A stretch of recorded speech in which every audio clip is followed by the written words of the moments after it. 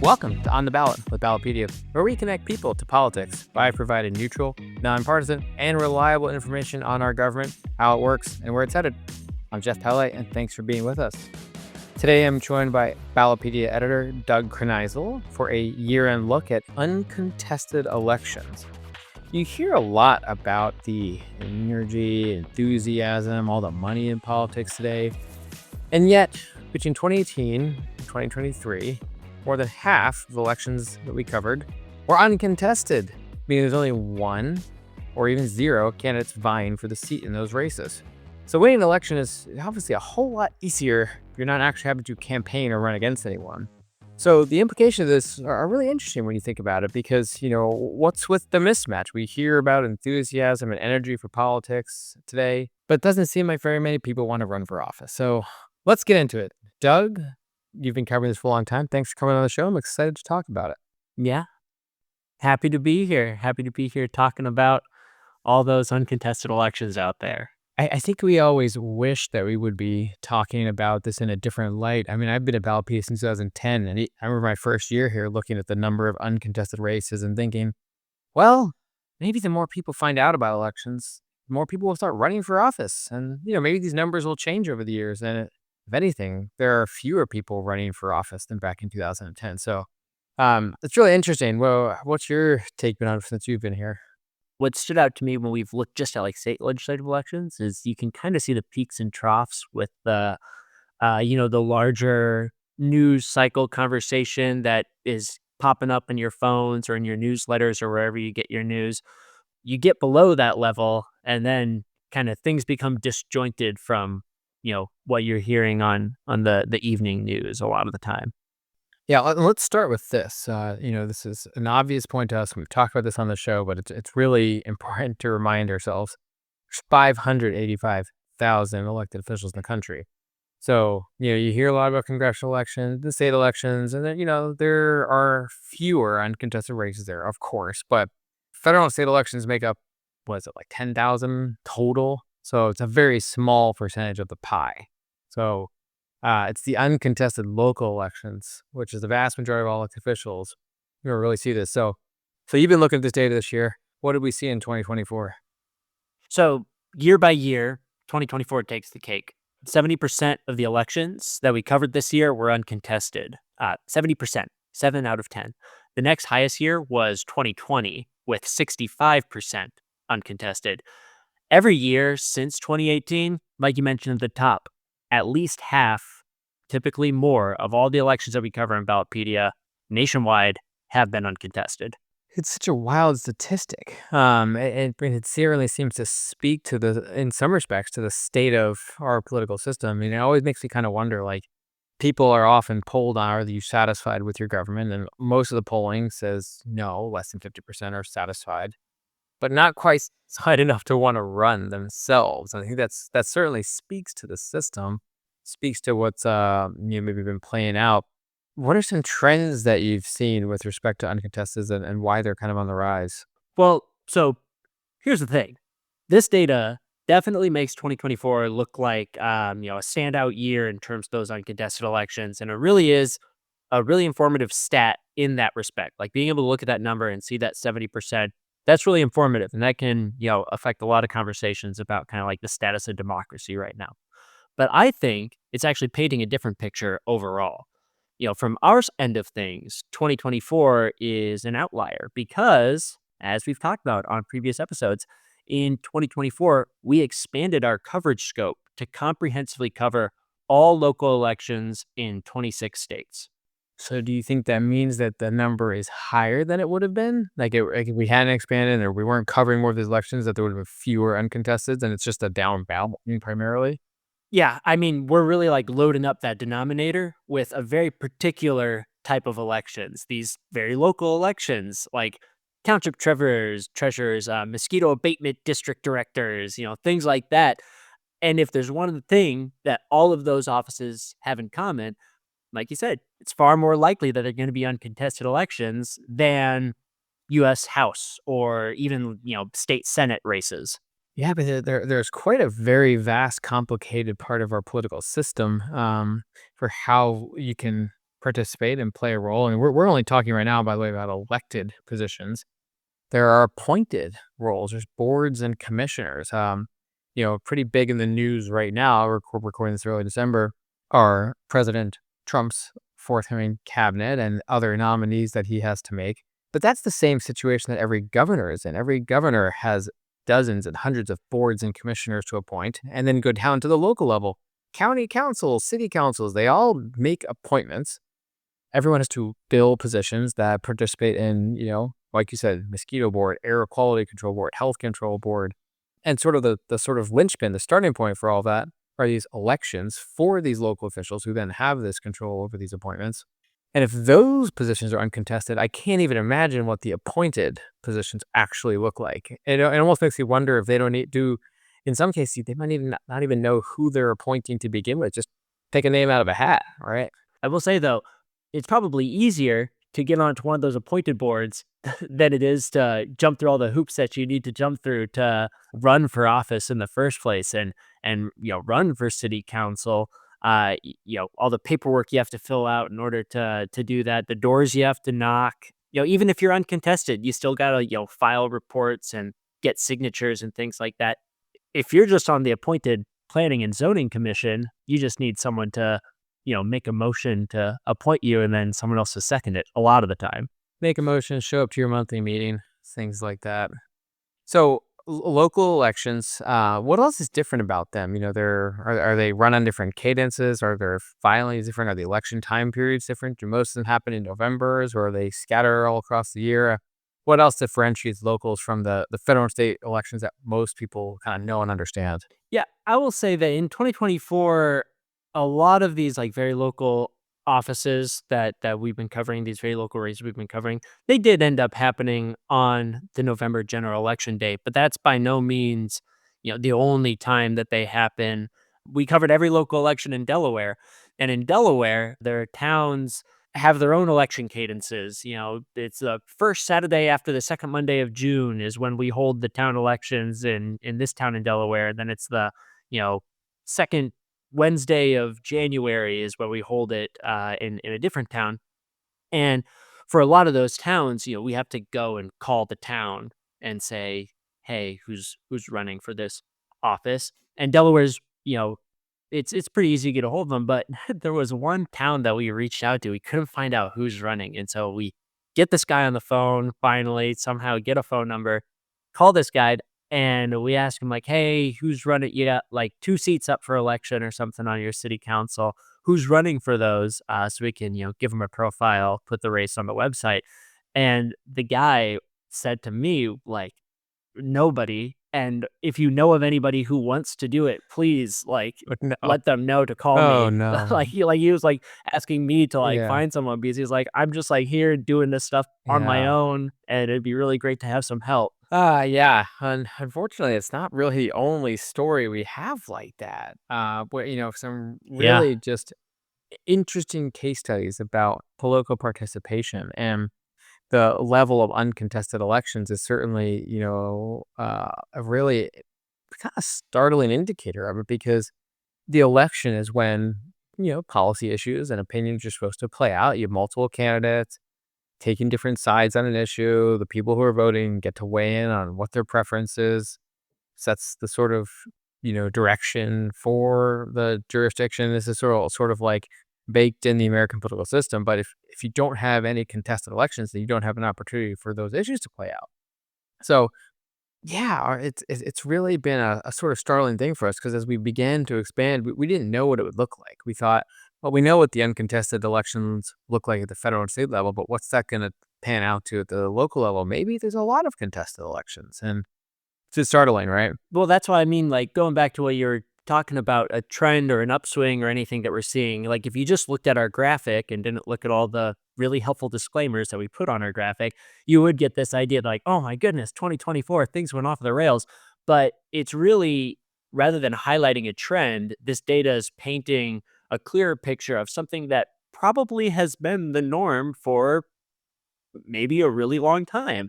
Like when you look at these 70% of uncontested elections in our data, odds are that's pretty much how it has always been. But we're just now, Ballotpedia, are just now starting to see that play out in our data based on the work that we've been doing to create a more comprehensive sample ballot for voters nationwide. Yeah, and a sort of fun little point that you and I haven't talked too directly about yet, but so next year, when we're sort of building our 2025 coverage, well, we're looking like we are most likely going to cover more local elections in April than we will in November, which speaks to the overall cadence of local elections are ever been unpredictable, and we know that there's kind of a chain reaction here. There's voter turnout is lower on non-November generals.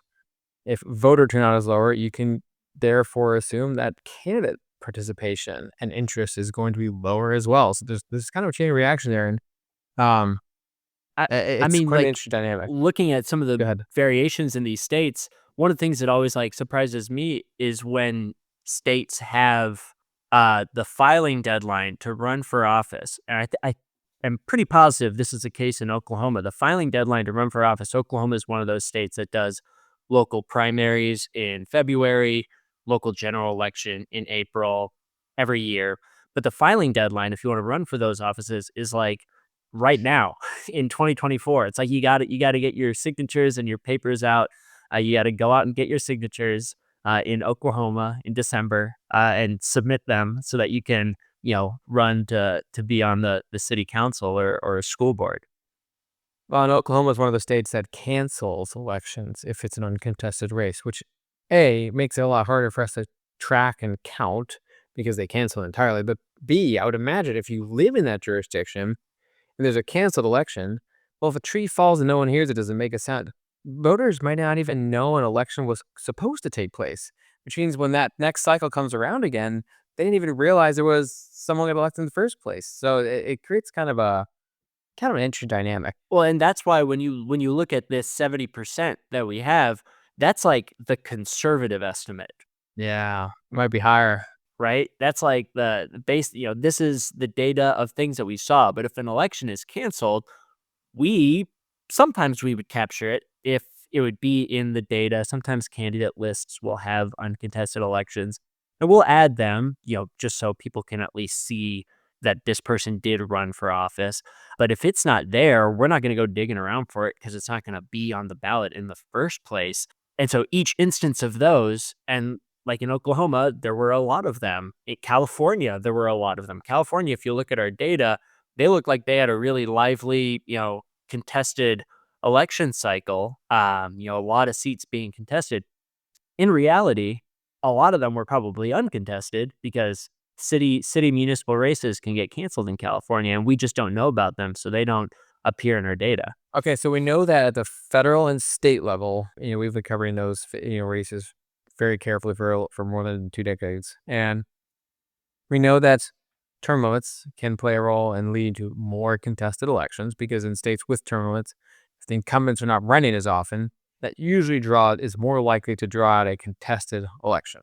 Are there term limits at the local level very much? Have we come across that at all? It's gonna be an unsatisfactory answer, but, it depends, Right. which is the case with, like, most election-related laws in our very decentralized election system. But, yeah, Yeah. it depends. Some places may have term limits at the local level, but I will say from our kind of just going through these 26 states, it doesn't seem to be very common. Here's a fun context point for you.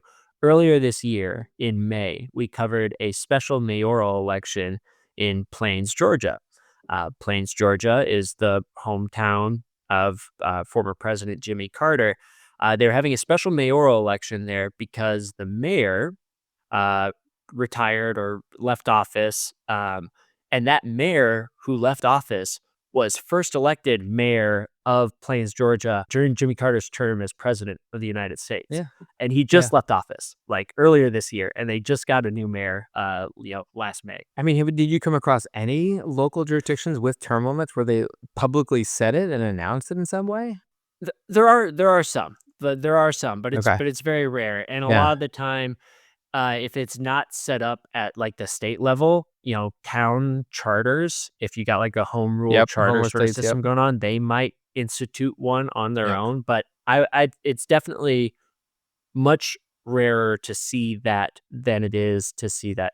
Well, it's pretty common, yeah, for local office holders to be in Mhm. for quite a long time. So, okay, so tell me about a few of the states that, of all the ones we covered, which ones had the highest uncontested rate? And then we'll get into the sort of lowest uncontested rates after that. So, who had the most uncontested races?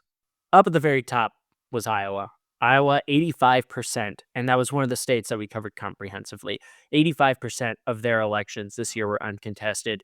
Now, to be fair, a lot of those elections, the vast majority of them, were for township positions. They didn't have school board elections by and large in Iowa. Those will happen later. So it was a lot of township elections in November, but like thousands of them, 85% of them were uncontested in Iowa.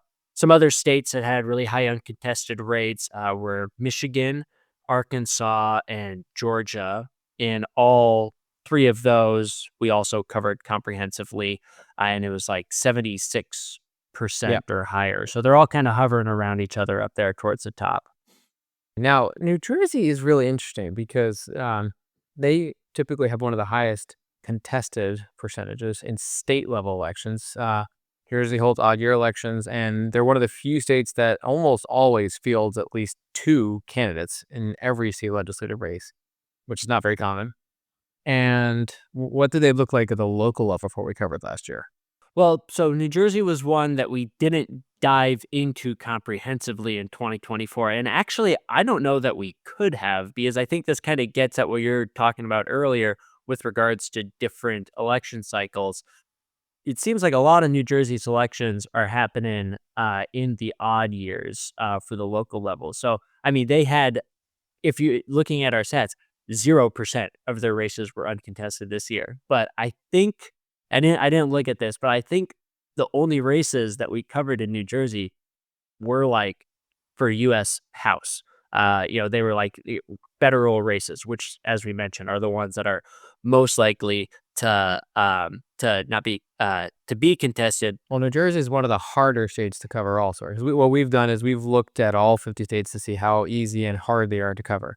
The easiest states, for Oh, let's wait, just we don't understand, use have that word. None of them are easy. They all oh, yeah, they all pose their yeah. own The more challenges. labor-intensive states to cover are the ones that require us to go county by county, jurisdiction by jurisdiction. The less labor-intensive ones, well, some states literally will have every single race, every single candidate in one file through the state secretary of state, and that's great. That means it's easier for voters to get information. It's easier for us to get the information in advance. The more labor-intensive ones, we need a better term for that, are the ones that, Yeah. require us to go like you did in Delaware, place to place, and I think New Jersey is one of those states, if I'm remembering correctly. Yeah, it seems like it very much might be, and there are a lot of little towns and boroughs and townships in New Jersey. But to kind of paint the picture, like I mentioned, we didn't cover New Jersey comprehensively this year. We did cover Michigan, which I mentioned had a 77% uncontested rate. What's interesting there is that, similar to New Jersey, Michigan is one of the states where we've had multiple years in a row where every state legislative election has been contested. In an even year election cycle, by and large, Michigan is the one with like the most state legislative competition in terms of just people having choices. Yeah, Michigan they have terror limits at the state legislature, But so, then, yeah. looking at the local level, now that we've added all these local elections into our coverage of Michigan, their uncontested rate, is up at 77%. So I think that kind of highlights that disconnect. That does seem to be kind of like the dividing line between where you'll see, parties putting their resources, where you'll see, you know, outside organizations putting their resources. It really does kind of bottom out at the state legislature. Yeah. We haven't seen that really get down into like county commission races. Sometimes here and there you do, but it seems much more ad hoc.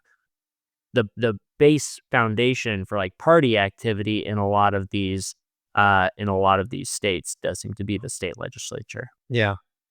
We always kinda joke on the show and internally, Ballotpedia it's a neutral, Encyclopedia of American Politics. We don't take stances. We don't have opinions.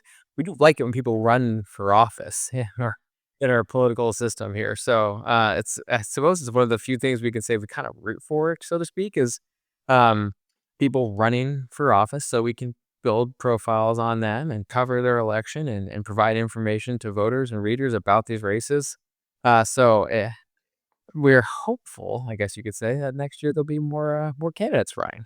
And we like it when states put all of their local elections in a Yes. single file. That's another thing that we unabashedly like about Ballotpedia. Yes, yes. That would be that would certainly will allow us to spend more time researching information about the candidates as opposed to just finding out who they are and what their name is. So, Mhm. um, yeah, I would, one of the things that I'd love to have us do in future years, and maybe we can one day come back to on this show. And Frank, maybe we'll find someone who can actually come on the show who knows these answers. But I'd love to find out about the history of uncontested races in the United States at the local level, if there's any data on that, and also globally. I mean, is this a unique feature of the American political system, or is uncontested elections sort of a common thing when you get to a local level now?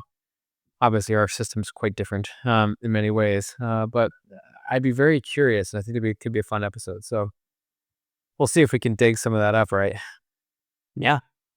Uncontested elections are always an interesting topic. I'm sure we'll be back on it again in 2025. We're going to be expanding to more states next year as we continue to get more information about hopefully more contested elections and get that in front of voters at an earlier time before the election to give people more information to participate, because study after study shows that one of the primary reasons why people don't participate in local elections because they don't know anything about the candidates. Mhm. So we hope we can help with that, and your team is continuing to do that. So Doug, always good to see you. Thanks for coming on the show. Yeah, thanks for having me. And for our listeners, you can learn more about our elections coverage at the link in our show notes. We've got just a handful of episodes left for you this year. Next week, we'll be coming out with a special episode on the history of ballot measures, so be sure to keep an eye out for that.